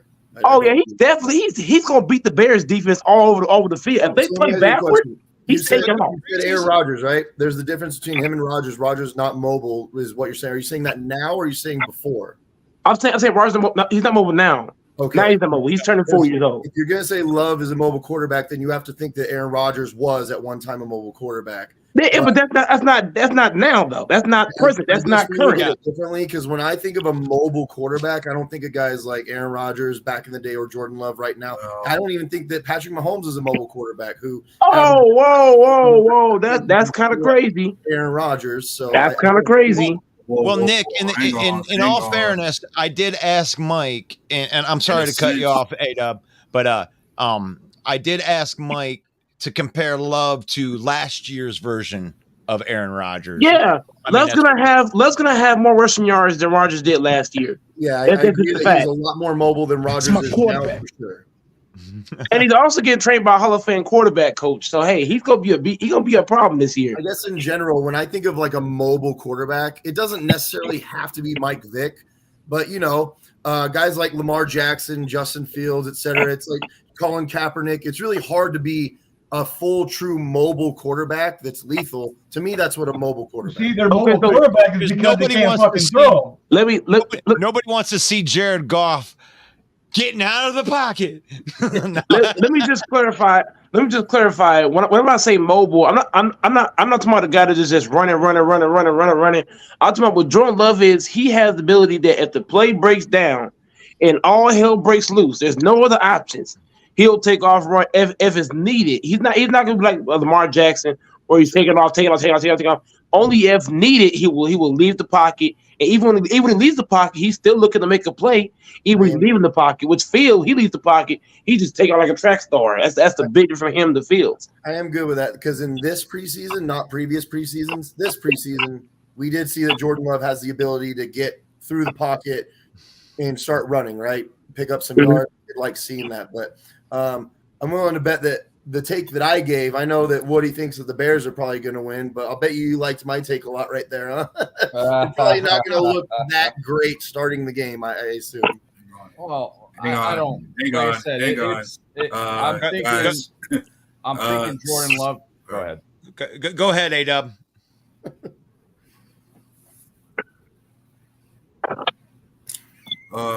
Yeah, I was gonna say when it came to listening to Nick say another thing that worries me about this game that I'm sure most of us did touch on is how often Jordan Love has a slow start to certain games, which we've seen during the preseason. Like he has a tendency to start off slow, then pick it up. Like hopefully that isn't brought into the regular season either. Yeah, but they didn't run out of ball by the way either, though. So I think they're gonna run the ball first, and then they'll ease them up with throwing passes. He didn't have a starter. He didn't have a lot of his starters in the preseason. Even though that's true, look at the Chiefs. Neither did the defenses that you played. The problem with Love is he loves to start 1 for 5, and then he'll go like 9 for his next 10. It's like, why couldn't you just go 9 for 10 to start out the game? But he needs Aaron Jones and AJ Dillon, his two best backs, on the floor to make it easier for him. Which will happen. Game 1. I heard that Woody was saying something about blitzing them a lot. I hope they do, because you'll pick that defense apart if they blitz them. Yeah. Who they gonna blitz, the Packers? No, I said Woody was talking about blitzing Love because he's young. Yeah, the Bears were last year in sacks. So with our soft coverage that the Bears have, we upgraded on our linebackers and we have a pretty good defensive backfield. But if we don't get sacks this year or rush the quarterback or at least get a hit on them, we're in trouble. So I'm hoping that Yannick gets in there and hopefully he gets some sacks. I mean, we had a lot of sacks even though it's the preseason. But that's what we got to do. If y'all blitz, it's gonna be a blowout. I agree with a lot of what you said in general for the Bears season in general. One problem that the Bears face with a guy like Yannick on the edge is Green Bay has 2 very capable running backs. And if Yannick starts getting into past our offensive line fast, we're just going to run the ball right at him. And that now becomes a problem for the Bears, right? Well, yeah, that's the only I didn't like him signing him is because he couldn't stop the run. So, yeah, it's like I said, that's why we play the games. You never know. The Bears can go 0-17. Who the hell knows? But I think that you're going to have problems, though, Woody, because Yannick, like if I ever see Yannick out there, because I know what Yannick is, and we know what Yannick is, and we talked about this earlier. I'm going to take Aaron Jones and I'm going to aim him at Yannick because he can't stop the run. I ain't even going to have to worry about getting blitzes and I'm just going to run. I'm going to run right at him. I see Jordan Love clean. Yannick is Zadarius Smith. Like, I feel like he's not as good as Zadarius Smith was, but I feel like that's a great comparison because look at what the Niners did. They literally said, we're just going to run it right at Zadarius. They had 260 rush yards in the NFC Championship game, something crazy like that against us. He can rush the passer. He's great at getting to the quarterback if you're going to pass the ball, but that's why I said the Bears are going 7-10 this year because the schedule is kind of a little bit of favorable, and especially in the beginning of the season. But that's it. It's 7-10. So I mean, one thing about this game though, both team want it bad. Both team wants it bad. This is gonna be a good game. Yeah, I actually saw on Undisputed and all these shows, they were actually asking who has more pressure this game, and it's not just for the whole season. It's just this game for right now. Who has more pressure, Fields or Love? Because you got a guy that sat for 3 years, and Green Bay expects a certain amount of play from this guy. Now Fields, although the Bears don't have any great quarterbacks to talk about from previous, this is supposed to be the guy that's supposed to be take him over the hill, supposed to be the great quarterback. So you really look at this comparison of who has more pressure this game. Is it Love or is it Fields? Because they're both going against a whole lot of pressure. I think it's Fields. I think it's no Fields pressure. I think it's Fields because this is his make it or break year. Like I said, the Bears have 2 number 1 picks next year, and if he doesn't produce this year, we might be in the Caleb Williams sweepstakes, Bo Nix. So we're hoping that he is the man this year. And even though they're 7-10, it's we ended up 3 wins last year, so it's double. It's actually an improvement. Then we can use those 2 first-round picks for the other position players that we need. No pressure. Say he has no excuses no more. No excuses. He has the weapons. He's loaded at wide receiver. He has 2 good tight ends. No excuses this year. I don't care if that offensive line takes a shit. This is his year. No excuses. Yeah. All right, let's move on to A-Dub right here. This is a great question. Thank you, Nick. Who has more pressure between the Green Bay Packers and the Chicago Bears in this game? Personally, I'm going to have to say Fields. I mean, as Woody alluded to, Fields has everything a quarterback should need in terms of succeeding, to where it is make or break that he has no excuses not to get it done for the Bears. But at the same time, when I look at Jordan Love, the most pressure I think he has to face is just trying to live up to what Rodgers and Brett Favre left behind. Like he has to eventually show himself capable of being able to play to their level, which I think is not that much. But yeah, that's where I stand. All right, so let's keep moving through here. We got Goat Mike. What do you think? Who has more pressure between Love and Fields? Okay, so if I'm giving an unbiased take, in my opinion, as a Packer fan, I want to say Fields, but I think Love has a lot of pressure because you go from a Hall of Fame quarterback. You know, us Packer fans. You know, I've been a Packer fan almost 30 years. Us Packer fans have had 30 years of Hall of Fame quarterback play. You know, making the playoffs almost every year, making championship games, going to Super Bowl. Should have had way more. Jordan Love got a lot of pressure to feel, a lot of pressure to overcome it. I'm hoping that he can overcome it because it's not going to be easy. It's not easy to overcome Brett Favre and Rodgers. That's two of the greatest quarterbacks all time. They could both be in the top 10 all time easily. You know what I'm saying? So Jordan Love has all the pressure. Literally, he has to come in here and show us Packer fans that we're fine without Aaron Rodgers. Because when Aaron Rodgers went to the Jets, I literally cried for a week straight. Like, come on, Jordan Love, show me that we don't need Rodgers. You know what I'm saying? So right now, as Packer fans, we're hoping that Love can get us comfortable without Aaron Rodgers. So to me, Love has all the pressure, 100%.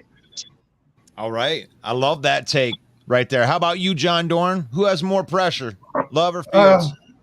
It's got to be Fields. I mean, you know, you got Rodgers out of the situation now. They've been getting their dog beat up for years, and now that Rodgers gone, they got to come in now and beat us. I mean, it's all on Fields. I mean, and another thing too is everybody's calling him MVP. I mean, he's got to go out there and prove to his fans that he did get better at throwing, that he can sit in the pocket and actually deliver the ball. He's got to prove all that. Where Love is coming out, this is his first actual start, and he, you know, no one expects us to win the division. No one expects us to do anything. So all the pressure's on Fields, not on Love. MVP for who? All your fans are saying that MVP for Fields, man. I've been seeing it everywhere. Man, thank God I'm a realist. Yeah, but it's out there. It's out there. Wow. So, all right, I want to hit this comment up before I answer this question. Garrett says that this is too much cheesehead talk. Go Lions. You know, I put the link out there for everybody, and whoever comes onto this show is going to get the love. This is an NFC North talk show right here, and if it gets loaded with Lion fans, we talk about Lions stuff. If it's loaded with cheesehead and Bear fans, we're going to talk about this game. This is a division game, and this does matter to the Detroit Lions. And to answer this question, there's absolutely way more pressure on Justin Fields to deliver this year. As a matter of fact, there's almost no pressure on the Green Bay Packers. They're $40 million behind the cap. If they end up doing anything this year and go to the playoffs, then the rest of the division should be shaken.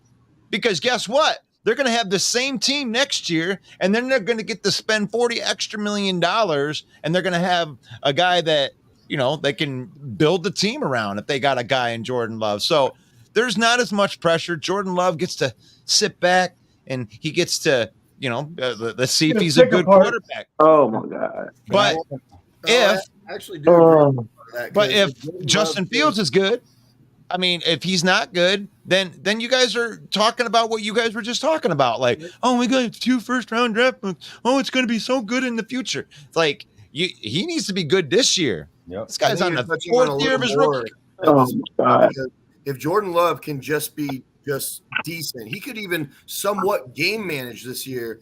And if Green Bay's defense shows up, they could win 8-9 games potentially, and we're going to call that a success. Whereas if the Bears don't show dramatic improvement this year, I think the Bears fans are going to start losing their minds a little bit. I already did, Nick. Oh, that is. Hold on. I just don't get. Hold on. Okay, so let me guess.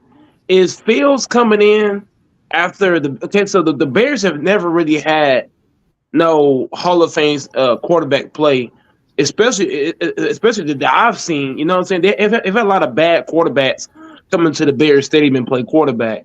When you get 30, I think that people are overlooking. You go 30 years of Hall of Fame quarterback play to Jordan Love, and there's no man, what?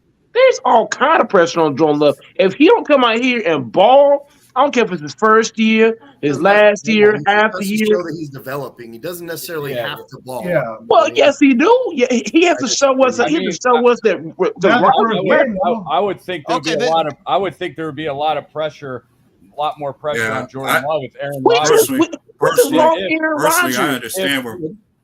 Yeah, if I mean, let's if just Aaron say Rodgers won like 3 or 4 Super Bowls and then he got traded to another team. We lost Aaron Rodgers. Y'all not looking at that. We just lost a Hall of Fame. We didn't lose no average quarterback. We got rid of washed up. But what you're also not he's still a Hall of Famer either way you look at it. Yeah, we still washed up. Let's get A-Dub, and he has a little bit of a delay, so he can't just like argue real time with us. So I'm gonna let A-Dub make his take. Sorry. Oh, this is crazy. Sorry. Well, yeah, I was just gonna say I understand where Mike's coming from in terms of saying Jordan Love's got that kind of pressure, especially when it comes down to the expectations that Packer fans are going to have on the next quarterback who takes over, especially when you talk about 30 years we've been spoiled with Hall of Fame QB play. You expect the next guy that comes in to live up to that same kind of standard and play on that same kind of level. So yeah, that's what I'm saying. Where I understand where you're coming from. Yes, that's what I'm talking about. Yes, that's fair right there. That's a fair argument against it. We expect a lot of love this season. We expect the whole lot. We don't expect him to be. We don't expect Love to be like Dak Prescott. We don't expect him to be like Kyler Murray. We expect Love to be showing us promise this year, year one, right here, right now. That you're not touching on though, and that's you just said that we had 30 years of Hall of Fame quarterback play, right? Unless you're a Packers fan, nobody is expecting you to hit on another Hall of Fame quarterback. So whether you're getting that's crazy. Himself, no, that's unrealistic. Name a team that had 3 Hall of Fame quarterbacks in a row. You can't. It doesn't exist. Name me a team that had 2. Less pressure because unless you're a Packers fan, everyone else in the NFL is not expecting you to be a Hall of Fame quarterback. They're not expecting you to ball out. They're not expecting you to do this, right? What two teams had 2 back-to-back quarterbacks on the level of Brett Favre and Aaron Rodgers? You had Montana, Steve Young. Bro, Steve Young is not on no Brett Favre level. Stop that. Stop that. Stop that. No, he is not. No, he is not. How many titles does Steve Young have? 2. Steve. Yeah, he has one more. How is he not on the level when he has one more title? Okay, so Joe Montana has 4 Super Bowls. He probably has like 1 MVP. Rodgers has 4. Favre has 3. So combine those 2 together, you got 7 MVPs. Now they only have 2 Super Bowls, but they got 7 MVPs with the Super Bowls. They have the yards, the stats, and all that. Joe Montana's stats can't compete with no Brett Favre stats. I'm just saying. You can't really compare the stats in a different era. Like no way. Hey, I like the argument. Oh, that's crazy. When it comes with this, really, you got to put them there. I expect let the ball out. Right there, you got 2 teams that have had Hall of Fame quarterbacks. That's it. Love got no excuses. 2. Love got no excuses. No one's ever done 3. Love's got no. Love got no excuses. I don't know. Is there even a team that has 3 total quarterbacks in the Hall of Fame? Like either way you look at it, us Packers do. You got first star, yeah, that's true. If Love don't ball this year, Packer fans, I'm telling you, if Love come out here and look crazy, Packer fans are gonna look at him real crazy. I'm telling you, us Packer fans are not gonna accept. Because if he shows that he's developing this year, then that means next year I can start wondering how far he can develop and then ball out. See what I'm saying? And we are talking pressure this year, right? Like we're talking pressure just for. I'm not saying they're not going to be pressure on Jordan Love eventually. I think it's Fields. Like I said, the most pressure. Now, Packers fans, since I have you all's on and attention, if Jordan Love does shitty this year, are you going to give give him another chance, even though this is his first full year. Now, this is Fields' third year, make it or break it year. Yep. I would think the most pressure would be on Fields because if you do shitty, you're gone. Yep. And And if you do good, you're gonna have to. They're gonna have to pick. There's not even comparison with pressure with Love and Fields. Love Not would even. have to be There's like not. somewhat close to historically bad this year for them to be like, you know what, we made a mistake. Let's get rid of this. Right. Like, Let's sit behind a Hall of Famer, so he don't got no excuse. And then on top of that, he has a Hall of Fame QB coach in the background, so ain't no if excuse. Love throws 3,000 yards, 22 touchdowns, 10 interceptions. Let's say he has a year like that, right? 3,200 yards, let's say. And Green Bay wins 9 games instead of 8 like last year. I'll be happy. I'll be happy with that. I'll take that. I'll take that. Yeah, but see what I'm saying? Love doesn't necessarily have to ball out at that point then. He just has to be serviceable, and Green Bay wins games, and then they're going to go, look, he's developing. We can move forward with this. With Fields, if he shows the same symptoms as the last 2 years, they're getting rid of him completely. Especially, I like how you brought up Bo Nix, the guy that transferred from Auburn to Oregon. Yep. Now that he's emerging into that conversation, there's now 3 quarterbacks that look like they're going to be amazing in this draft. And I put Bo Nix above May the way he's playing. Why? He was awesome. Oh my goodness! It was fun to watch on Saturday. Yep. So actually, and to tell you the truth, I really like the Green Bay. What the future looks like there, where they got the 2 first-round draft picks that you're probably going to have for Rodgers, and the same thing with Ryan Poles. Ryan Poles, I mean, he did a good job with that trade, getting extra picks. You know, if he believes in Fields, he did. Ryan Poles did all the right stuff. It's the coaching that you got to worry about with there. I think Poles is bringing you talent, but the Green Bay Packers, I mean, they had a good team last year. I'm going to give it on paper. You know. I'm going to give a hot take here. If Jordan Love does better than Justin Fields this year, now Jordan Love does not have the weapons like Fields do. So if Love does better than Fields, I'll be happy with just that. Consider Fields had a better weapon. I love that we have 2 completely different flavors of Packer fans. Like there's a divide on this show in Packer fans on how this has felt. And this has really been awesome for me. But I have to do this thing right here. It's 1:00 and I'm up against it right here. We went over an hour, but it's because of you guys, man. Thank you for coming on to the show and making it better today. We had a whole slew of topics that Mike and I were going to talk about, but you guys came in and wrecked the show in a good way. And I appreciate that from you guys right there. Go Pack, go, man. So what I want to do is I want to have everybody be able to go around and plug their shows, starting with you, Woody. Give me let's get some love out there for Bear fans. Yeah, come join me, Mike, and Ken Dobb on the Hallis Hall Report, Wednesdays, 7:30 Central Standard Time, and Sundays right before kickoff, 11:30 Central Standard Time. Come join us and let's talk some football. And that's the Bears version of that. And how about you, Nick Green? Tell them about your show with Bill the Packer Fan, Frozen Tundra Network. Got the Frozen Tundra Network out here. We got, Bill, the motherfucking Packer fan, who's out there with us. We got Ken. We got John Dorn, who's with us right now. We even had Mike on the show. We got Rob. We got Isaac. We got all sorts of characters.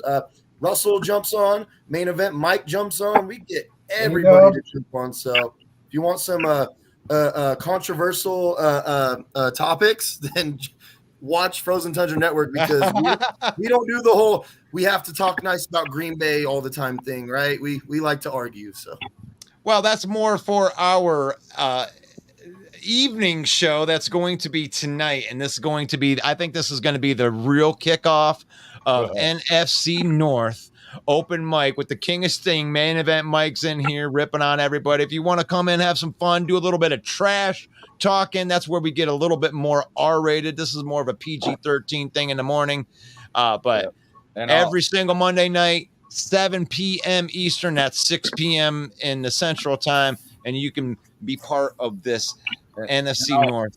And Russell, I'll plug the Vikings show. Come join us, the last placement No, they don't have a show. Sorry. Yeah. And as far as Viking representation, we're still they're still in witness protection. I'm about to say you were going to mention a Valhalla hour. Oh man, I don't know. They need to come onto the show and represent their team, and I'll plug their show. I ain't gonna plug anybody that won't come on the damn show. So Here we go. Wait a minute. Let me get this on here. So this has been. I'm gonna sign off right here. Happy Labor Day to each and every one of you football fans out there. We're in a real football week, guys. Please make sure that you join us tonight. Join me each and every morning at 11 a.m. in the Eastern time. God bless each and every one of you that is listening to the show right now, because it's just about football. It ain't anything more than that. We ain't getting all personal. Let's not get in all personal, all that stuff right there. So, but God bless you guys. I will see you guys tomorrow morning, and let's get a one pride. Happy Labor Day. Go Pack, go. And go.